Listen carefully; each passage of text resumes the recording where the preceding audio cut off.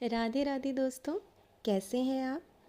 तो लीजिए, जैसा कि हमने आपसे कहा था, हम आ गए हैं अपनी एक रोचक कहानी के साथ, श्री कृष्ण की कहानी। तो आज दोस्तों मैं आपको सुनाने जा रही हूँ कान्हा और कुम्हार की रोचक पौराणिक कथा। प्रभु श्री कृष्ण ने गोपियों के साथ बहुत सी लीला की हैं।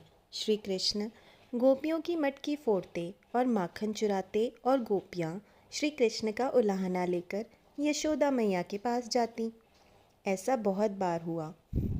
एक बार की बात है कि यशोदा मैया प्रभु श्री कृष्ण के उलाहनों से तंग आ गई और छड़ी लेकर श्री कृष्ण की ओर दौड़ी। जब प्रभु ने अपनी मैया को क्रोध में देखा तो वह अपना बचाव करने के लिए भागने लगे। भागते भागते श्री कृष्ण एक कुम्हार के पास पहुँचे। कुम्हार तो अपने मिट्टी के घड़े बनाने में व्यस्त था, लेकिन जैसे ही कुम्हार ने श्री कृष्ण को देखा तो वह बहुत प्रसन्न हुआ। कुम्हार जानता था कि श्री कृष्ण साक्षात परमेश्वर है। तब प्रभु ने कुम्हार से कहा कि कुम्हार जी, आज मेरी मैया मुझ पर बहुत क्रोधित है। मैया छड़ी लेकर मेरे पीछे आ रही हैं। भैया, मुझे कहीं छुपा लो। तब कुम्हार ने श्री कृष्ण को एक बड़े से मटके के नीचे छिपा दिया। कुछ ही क्षणों में मैया यशोदा भी वहां आ गई और कुम्हार से पूछने लगी, क्यों रे कुम्हार, तूने मेरे कन्हैया को कहीं देखा है क्या।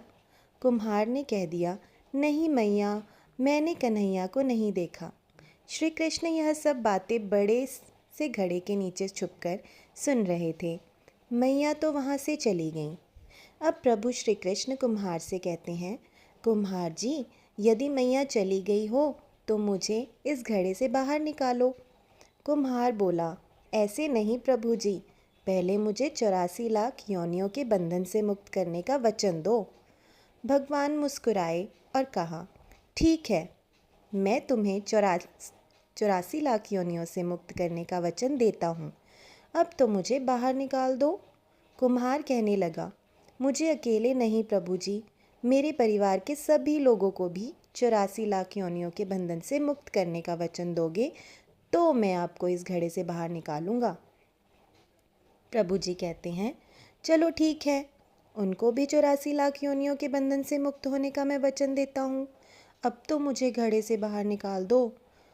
अब कुम्हार कहता है, बस प्रभु जी, एक विनती और है, उसे भी पूरा करने का वचन दे दो तो मैं आपको घड़े से बाहर निकाल दूंगा। भगवान बोले, वो भी बता दे, क्या कहना चाहते हो। कुम्हार कहने लगा, प्रभु जी, जिस घड़े के नीचे आप छुपे हो उसकी मिट्टी मेरे बैलों के ऊपर लाद के लाई गई है। मेरे इन बैलों को भी 84 के बंधन से मुक्त करने का वचन दो। भगवान ने कुम्हार के प्रेम पर प्रसन्न होकर उन बैलों को भी 84 बंधन से मुक्त होने का वचन दिया। प्रभु बोले, अब तो तुम्हारी सब इच्छा पूरी हो गई है, अब तो मुझे घड़े से बाहर निकाल दो। तब कुम्हार कहता है, अभी नहीं भगवान, बस एक अंतिम इच्छा और है, उसे भी पूरा कर दीजिए। और वह यह है, जो भी प्राणी हम दोनों के बीच के संवाद को सुनेगा उसे भी आप 84 लाख योनियों के बंधन से मुक्त करोगे। बस यह वचन दे दो तो मैं आपको इस घड़े से बाहर निकाल दूंगा। कुम्हार की प्रेम भरी बातों को सुनकर प्रभु श्री कृष्ण बहुत खुश हुए और कुम्हार की इस इच्छा को पूरा करने का वचन दे दिया। फिर कुम्हार ने बाल श्री कृष्ण को घड़े से बाहर निकाल दिया, उनके चरणों में साष्टांग प्रणाम किया, प्रभु जी के चरण धोए और चरणामृत लिया। अपनी पूरी झोपड़ी में चरणामृत का छिड़काव किया और प्रभु जी के गले लगकर इतना रोए कि प्रभु में ही विलीन हो गए। ज़रा सोचें, जो बाल श्री कृष्ण 7 कोस लंबे चौड़े गोवर्धन पर्वत को अपनी इकन्नी उंगली पर उठा सकते हैं, तो क्या वो एक घड़ा नहीं उठा सकते थे। लेकिन बिना प्रेम रिझे नहीं नटवर नंद किशोर। कोई कितने भी यज्ञ करे, अनुष्ठान करे, कितना भी दान करे, चाहे कितनी भी भक्ति करे, लेकिन जब तक मन में प्राणी मात्र के लिए प्रेम नहीं होगा, प्रभु श्री कृष्ण मिल नहीं सकते।